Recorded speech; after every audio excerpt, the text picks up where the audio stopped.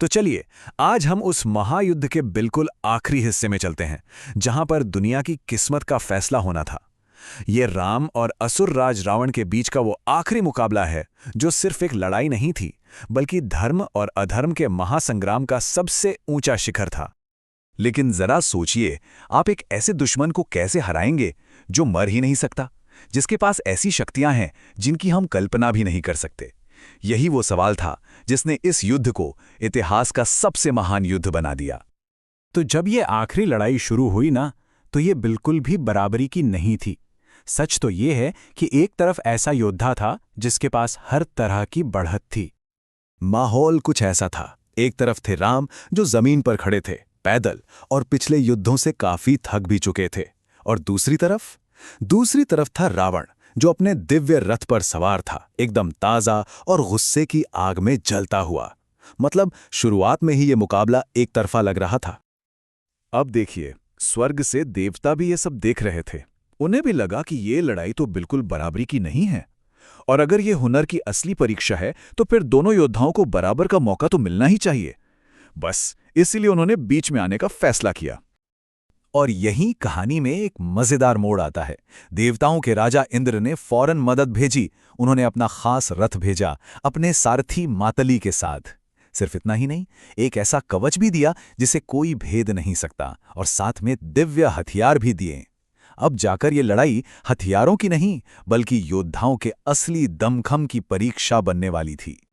लेकिन देवताओं से रथ मिलने के बाद भी रावण का हमला इतना जोरदार था कि राम थकने लगे। रावण के बाणों की बारिश ऐसी थी कि एक पल के लिए तो ऐसा लगा कि शायद देवताओं की ये मदद भी कम पड़ जाएगी। और ठीक इसी लम्हे में जब लग रहा था कि सब हाथ से निकल रहा है, युद्ध का पासा एक बार फिर पलट गया। ऋषि अगस्त्य वहां प्रकट हुए। उन्होंने राम को एक गुप्त स्तोत्र दिया, आदित्य हृदय। कहते हैं इस स्तोत्र का 3 बार जाप करते ही राम की सारी थकान मिट गई और उनका शरीर एक नई शक्ति से भर गया। ये युद्ध का एक बहुत बड़ा टर्निंग पॉइंट था।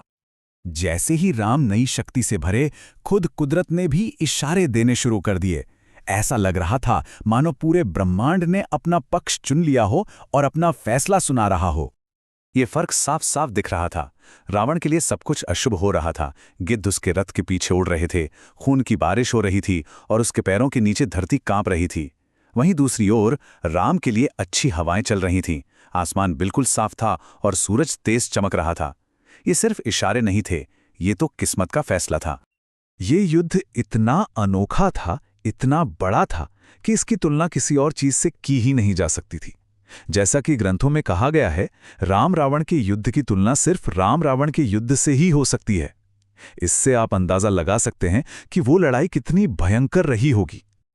चलिए, अब लड़ाई के उस हिस्से में चलते हैं जो शायद सबसे ज्यादा निराश करने वाला था, जहां जीत राम के हाथों से फिसलती हुई लग रही थी। एक पल के लिए तो सबको लगा कि बस युद्ध खत्म। राम ने एक ही झटके में रावण का सिर धड़ से अलग कर दिया। वानर सेना में जीत की लहर दौड़ गई। लेकिन ये खुशी सिर्फ कुछ ही पलों की थी, क्योंकि जहां से एक सिर कटा था, वहीं पलक झपकते ही एक नया सिर उगाया। रावण के पास फिर से जी उठने की एक ऐसी भयानक शक्ति थी जो उसे लगभग अजेय बना रही थी। राम ने 1, 2 या 10 बार नहीं, बल्कि 100 बार रावण के सिर काटे, पर हर बार एक नया सिर उसकी जगह ले लेता। ये एक कभी न खत्म होने वाला भयानक सिलसिला बन गया था। रावण को कोई फर्क ही नहीं पड़ रहा था। इस वक्त खुद राम भी सोच में पड़ गए। उनके सबसे ताकतवर बाण भी बेकार हो रहे थे। सवाल अब ये था कि अगर रावण को इस तरह नहीं मारा जा सकता, तो फिर उसे कैसे हराया जाएगा? और ठीक तभी, जब सारी उम्मीदें खत्म होती दिख रही थीं, राम के दिव्य सारथी मातली ने उन्हें एक आखिरी सबसे शक्तिशाली अस्त्र की याद दिलाई, जिसे अभी तक इस्तेमाल नहीं किया गया था। और वो अस्त्र था ब्रह्मास्त्र, खुद सृष्टिकर्ता ब्रह्मा का अपना हथियार। ये कोई मामूली बाण नहीं था, ये पूरे ब्रह्मांड की शक्ति का प्रतीक था। एक ऐसा अस्त्र जो कभी खाली जा ही नहीं सकता। कहते हैं इस बाण को ब्रह्मांड के मूल तत्वों से बनाया गया था। इसकी रफ्तार में हवा की ताकत थी, इसकी शक्ति में सूरज और आग का तेज था, और इसका वजन बड़े बड़े पहाड़ों जैसा था। ये सच में आखिरी हथियार था।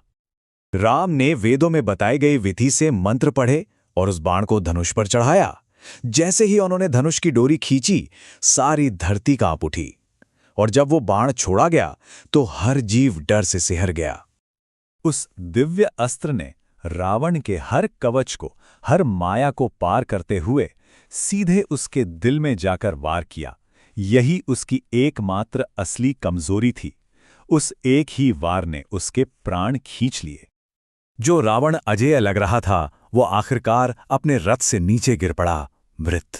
उसके हाथ से धनुष छूट गया और उसके साथ ही अधर्म का राज भी खत्म हो गया। रावण के मरते ही ब्रह्मांड में जैसे शांति और सुकून लौट आया। धरती स्थिर हो गई, हवा साफ बहने लगी और सूरज की चमक वापस आ गई।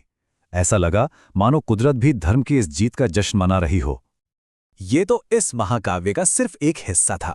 ऐसी न जाने कितनी और कहानियां हैं जो हम आप तक पहुंचाना चाहते हैं। अगर आपको हमारी ये प्रस्तुति अच्छी लगी तो इसे लाइक जरूर करें और अपने दोस्तों के साथ भी शेयर करें। हमें कमेंट्स में बताइए कि आप अगली कहानी कौन सी सुनना चाहेंगे, और हमारे साथ इस सफर पर बने रहने के लिए सब्सक्राइब करना मत भूलिएगा।